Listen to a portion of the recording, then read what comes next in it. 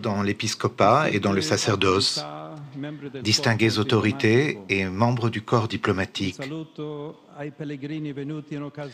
Un salut aux pèlerins venus à l'occasion du jubilé.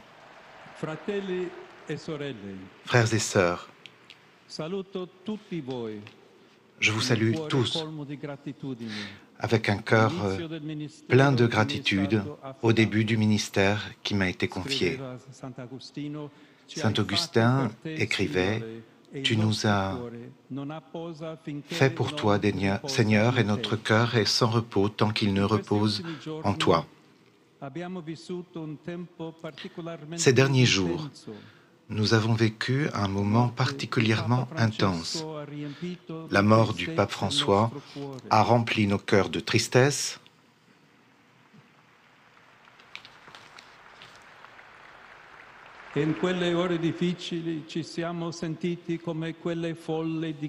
Dans ces heures difficiles, nous nous sommes sentis comme ces foules dont l'Évangile dit qu'elles étaient comme des brebis sans berger. Le jour de Pâques, cependant, nous avons reçu sa dernière bénédiction et, à la lumière de la résurrection, nous avons affronté ce moment dans la certitude que le Seigneur n'abandonne jamais son peuple, qu'il le rassemble lorsqu'il est dispersé et qu'il le garde comme un berger garde son troupeau. Dans cet esprit de foi, le Collège des cardinaux s'est réuni pour le conclave. Issus d'histoires et de parcours différents, nous avons remis entre les mains de Dieu le désir d'élire le nouveau successeur de Pierre, l'évêque de Rome, un pasteur capable de garder le riche héritage de la foi chrétienne et en même temps de jeter son regard au loin pour répondre aux questions, aux inquiétudes et aux défis d'aujourd'hui. Accompagnés par votre prière, nous avons senti l'action de l'Esprit Saint qui a su accorder les différents instruments de musique en faisant vibrer les cordes de nos cœurs en une mélodie unique. Et j'ai été choisi sans aucun mérite. Et c'est avec crainte et tremblement que je viens à vous, comme un frère qui veut se faire le serviteur de votre foi et de votre joie.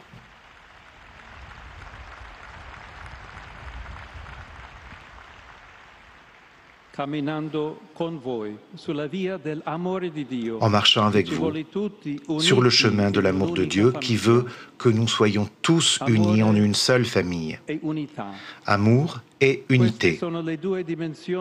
Ce sont les deux dimensions de la mission confiée à Pierre par Jésus. C'est ce que nous raconte le passage de l'Évangile qui nous conduit au lac de Tibériade, là même où Jésus avait commencé la mission reçue du Père, pêcher l'humanité pour la sauver des eaux du mal et de la mort. En passant sur la rive de ce lac, il avait appelé Pierre et les autres premiers disciples à être comme lui, pêcheurs d'hommes. Et désormais, après la résurrection, c'est à eux, justement, de poursuivre cette mission, de jeter le filet encore et encore pour plonger dans les eaux du monde l'espérance de l'Évangile, de naviguer sur la mer de la vie pour que tous puissent se retrouver dans l'étreinte de Dieu. Comment Pierre peut-il s'acquitter de cette tâche?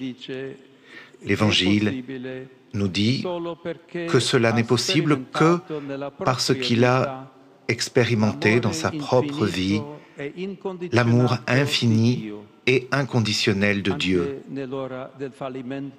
y compris à l'heure de l'échec et du reniement.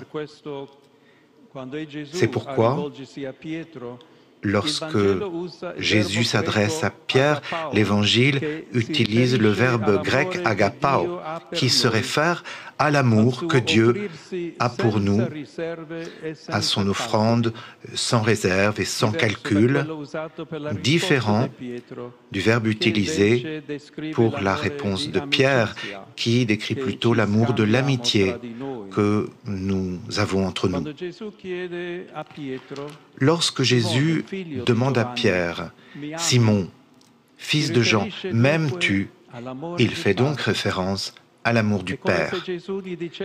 C'est comme si Jésus lui disait « Ce n'est que si tu as connu et expérimenté cet amour de Dieu qui ne fait jamais défaut, que tu pourras paître mes agneaux. Ce n'est que dans l'amour de Dieu, le Père, que tu pourras aimer tes frères d'un surcroît d'amour, c'est-à-dire en offrant ta vie pour tes frères. »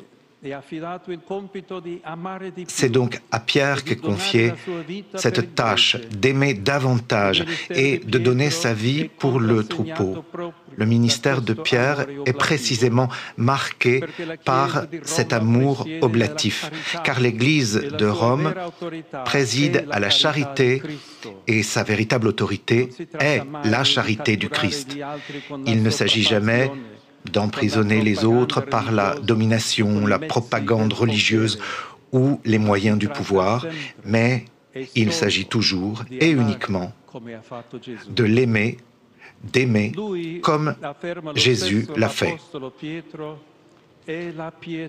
Lui, affirme l'apôtre Pierre lui-même, est la pierre méprisée de vous les bâtisseurs, mais devenue la pierre d'angle. Et si la pierre est le Christ, Pierre doit paître le troupeau sans jamais céder à la tentation d'être un meneur solitaire ou un chef placé au-dessus des autres, se faisant maître des personnes qui lui sont confiées. Au contraire, il lui est demandé de servir la foi de ses frères en marchant avec eux. En effet, nous sommes tous constitués en pierres vivantes, appelés par notre baptême à construire l'édifice de Dieu dans la communion fraternelle, dans l'harmonie de l'esprit, dans la coexistence des diversités. Comme l'affirme saint Augustin, l'Église est constituée de tous ceux qui sont en accord avec leurs frères et qui aiment leurs prochains. Et cela, frères et sœurs, je voudrais que ce soit notre premier grand désir, une Église unie, signe d'unité et de communion, qui devienne ferment pour un monde réconcilié. À notre époque, nous voyons encore trop de discordes, trop de blessures causées par la haine, par la violence, par les préjugés, par la peur de l'autre, par un paradigme économique qui exploite les ressources de la terre et marginalise les plus pauvres. Et nous voulons être au cœur de cette pâte un petit levain d'unité, de communion, de fraternité. Nous voulons dire au monde, avec humilité et avec joie, regardez le Christ, approchez-vous de lui, accueillez sa parole qui illumine et console. Écoutez sa proposition d'amour pour devenir son unique famille. Dans l'unique Christ, nous sommes un. Et c'est la route à parcourir ensemble entre nous, mais aussi avec les églises chrétiennes sœurs, avec ceux qui suivent d'autres chemins religieux, avec ceux qui cultivent l'inquiétude de la recherche de Dieu, avec toutes les femmes et tous les hommes de bonne volonté pour construire un monde nouveau où règne la paix.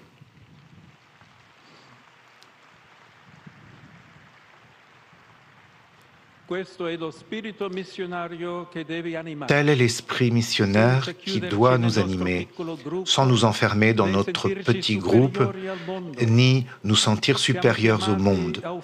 Nous sommes appelés à offrir à tous l'amour de Dieu, afin que se réalise cette unité qui n'efface pas les différences, mais qui valorise l'histoire personnelle de chacun et la culture sociale et religieuse de chaque peuple. Frères et sœurs, l'heure de l'amour est venue, la charité de Dieu qui fait de nous des frères est au cœur de l'Évangile. Et avec mon prédécesseur Léon XIII, aujourd'hui, nous pouvons nous demander si l'on ne verrait pas l'apaisement se faire à bref délai si ces enseignements pouvaient prévaloir dans les sociétés. Avec la lumière et la force du Saint-Esprit, construisons une Église fondée sur l'amour de Dieu et signe d'unité, une Église missionnaire qui ouvre les bras au monde, annonce la parole, se laisse interpeller par l'histoire et devient un levain d'unité pour l'humanité. Ensemble, comme un seul peuple, comme des frères que nous sommes tous, marchons vers Dieu et aimons-nous les uns les autres.